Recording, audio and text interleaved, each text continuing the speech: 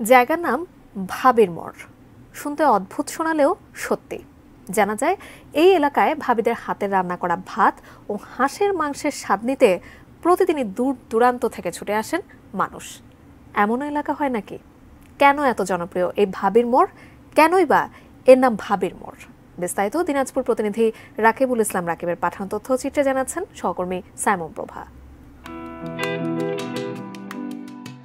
ভোজন রসিকদের পছন্দের শীর্ষে ভাবির মোড়ের হাঁসের মাংস।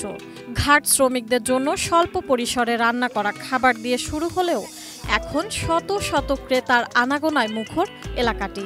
সরেজমিনে দেখা গেছে সেখানে গড়ে উঠেছে 7 থেকে 8টি ভাতের হোটেল। সীমান্ত ঘেঁষা বাংলাদেশের এই প্রত্যন্ত অঞ্চলের ঘাটের পাশের এই বাজারটি এখন জমজমাট। দিনাজপুর শহর থেকে প্রায় 34 কিলোমিটার দূরে এই রানীর ঘাট বা ভাবির মোড় দিনাজপুরের বোচাগঞ্জ উপজেলার সীমান্ত গ্রাম পরমেশ্বরপুরে অবস্থিত এই মোড়। স্থানীয়রা জানান, ভাবিদের কল্যাণে এই জায়গাটির বর্তমান রূপ এমন। শুধু তাই নয়, এলাকার নামই পরিবর্তন হয়ে ভাবির মোড়ে পরিণত হয়েছে বলেও জানান স্থানীয়রা। জানা যায়, প্রায় 2 যুগ ধরে ঐতিহ্য ধরে রেখেছে এই ভাবির মোড়। জনশ্রুতি আছে, হোটেলগুলো গড়ে উঠেছিল এলাকার পাশ দিয়ে বয়ে যাওয়া নদীর রাবার ড্যাম, সেতু ও রাস্তা নির্মাণের শ্রমিকদের নাস্তা ও দুপুরের খাবার বিক্রির জন্য। হোটেল মালিকদের ভাবি বলে ডাকতেন শ্রমিকেরা। সুস্বাদু ও মুখরোচক গ্রামীণ রান্নার স্বাদ এবং সুলভ মূল্য হওয়ায় এই ভাবির মোড়ের কথা ছড়িয়ে পড়ে চারিদিকে। দূর দূরান্ত থেকে আসতে শুরু করেন ভোজন রসিকেরা। সেখান থেকেই এই এলাকার নাম ভাবির মোড়। দেখা গেছে, উত্তপ্ত রোদের মাঝেও প্রত্যন্ত এই অঞ্চলে সাদা ভাত ও ভুনা হাঁসের স্বাদ নিতে মোটরসাইকেল, কার, মাইক্রোতে করে দলে দলে ছুটে আসছেন বিভিন্ন শ্রেণী পেশার মানুষ। খাবার হোটেলগুলোতে সে লক্ষ্যে ভাবিরাও প্রস্তুত।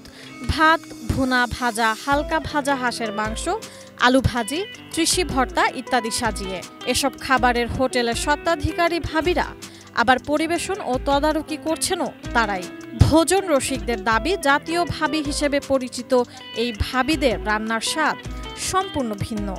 তাই তো দূর দূরান্ত থেকে মানুষেরা ছুটে আসে। আসলেই এখানে না আসলে বুঝতাম না যে সেই স্বাদ, এটা কি ফিলিংস, কি টেস্ট, ও সেই স্বাদ। আমার বাসায় আমার ওয়াইফ যে রান্না বান্না করে, এর চাইতে মোটামুটি অনেক ভালোই, অনেক সুস্বাদু রান্না বান্না খেয়ে আমরা আসলে অনেকটাই উপভোগ করছি আর কি এই জায়গার খাওয়াটা। স্বাদের কথা বলতেই নেই, যা শুনছি তার চেয়ে অনেক বেশি। আমরা গাজীপুর থেকে 8 বন্ধু আসছি, যা শুনছিলাম তার চেয়ে অনেক বেশি। আমরা অনেক দূর দূরান্ত থেকে আসি, সপ্তাহে ছুটি বা বিভিন্ন ছুটিতে সময় পেলেই আমরা হাঁসের মাংসকে খাওয়ার জন্য আছি এবং অনেক সুস্বাদু খাবার। বাসা থেকে বেরোয়েছি রংপুর থেকে, আসছি দুপুরে খাওয়ার উদ্দেশ্যে। এটাই আমাদের পিকনিকের উদ্দেশ্য, যে আমরা এখানে ভাবির হোটেলে হাঁসের মাংস দিয়ে ভাত খাবো। সার্বিকভাবে এখানে একটা গ্রামীণ পরিবেশেই আসলে পরিবেশন করে ওনারা। যেমন ভাতের একটা গামলা সহ ভাত এনে দিল, তারপর একটা তিসির ভর্তা যেটা অত্যন্ত টেস্টি, যেটা আমরা আসলে রংপুরে সচরাচর আমরা এটা খেতে পাই না। তারপর পরে আবার একটা মুখরোচক একটা আচারও দেয়। সব মিলেই আমাদের কাছে ভীষণ ভালো লেগেছে। আপনারা আসলে যাদের ভাবির হোটেলে যে দেখবে ফেসবুকে, আমার মনে হয় একবার হলেও সেটা টেস্ট নেওয়া উচিত। আমরা 4 বন্ধু মিলে প্রায় আমাদের প্ল্যানিং হয় ভাবির মোড়ে আসার। এখানকার যে হাঁসের মাংসটা আছে, এটা দিনাজপুরে আর কোথাও মনে করেন এখানকার মতো আর কোথাও পাওয়া যায় না। রংপুর থেকে আসতে অনেক কষ্ট হয়েছে, কিন্তু এখানকার এই হাঁসের মাংস রান্নাটি খেয়ে সেই সব কষ্ট ভুলে যায়। হোটেলে আসে দেখতেছি আমরা, হোটেলের মালিক যিনি, উনি তো দাদির বয়সে অথবা নানার বয়সে কি চাচার বয়সে, কিন্তু আমরা অদ্ভুত বিষয় এটা যে আমরা সবাই ভাবি ডাকতেছি। এটা আমাদেরকে অদ্ভুত লাগছে এবং রান্না আমাদের অনেক মজা লাগতেছে। ভাবিদের হোটেলে প্রতিদিন রান্না হয় 30 থেকে 35টিরও বেশি হাঁস। ছুটির দিনে চাপ বেশি থাকে। কড়াই ভর্তি হাঁসের মাংসের এমন দৃশ্য এবং অগণিত ক্রেতার আগমনই বলে দেয় এখানকার খাবারের স্বাদ সম্পর্কে। প্রথমে আমি এখানে দোকান দিয়েছিলাম, এখানে কোনো দোকানপাট ছিল না, সব এই জায়গাটা মরুভূমি ছিল একদম। তখন এক ট্রাকওয়ালা আসি বলতো যে আমরা এখানে বালু তুলব। এই বালুর ঘাট আমি চালু করছি। তখন ওরা বলতো যে আমরা ভাত খাবো। আমরা তখন বাসায় ভাত পাক করতাম, ভাত পাক করে খাওয়াইতাম বাসাতেই। খাওয়াইতে খাওয়াইতে এরকম লোকজন জানাজানি হয়, তখন আমরা হোটেলে আনি ভাত খাওয়াই। হোটেল ফ্রেঞ্চি চেয়ারগুলো দিলাম, দেওয়ার পর এখানে খাওয়াই। একটা কাস্টমার যেন আমাদের এখানে আসি যেন ঘুরি না যায়, সেটাই আমরা চেষ্টা করি যে যে যেরকমে খাইতে চায় তাকে সেরকমে খাওয়াই, যার যতটুকু সাধ্য শক্তি তাকে সেইভাবে খাওয়াচ্ছি আমরা। মানুষ বলে ভালো লাগে, ওনার শুনে আমাকে আনন্দ লাগে।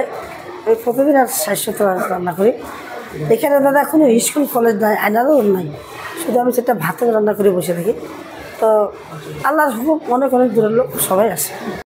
কালকে ভাত খাইতে এসে, ভাত খাওয়ার পর ওনার বাবা এসে, একটা মেয়ে 4 বছরের মেয়েটা এসে, তারপর ওই ওর দাদু এসে, তারপর ওই মেয়েটার ফের চাচু এসে, আসার পর আসে এনে বলছে কি আব্বু এটা ভাবির মোড় বলে, আমাকে বলছে কি ভাবি এগুলো পানি বিক্রি করেন নাকি?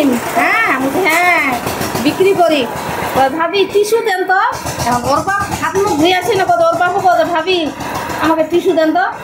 চাষা দেখে আসি না বলছে, ও বলছে কি ভাবি টিস্যু দেন তো। এখন ওর দাদু এখন কি বলবে রে ভাই, বলছে ভাবি একটা টিস্যু দেন। ওই থেকে আমরা শুরু করলাম ভাবির মত, বাপের ভাবি, বেটার ভাবি, দাদুর ভাবি, নানির ভাবি এবং বউর ভাবি।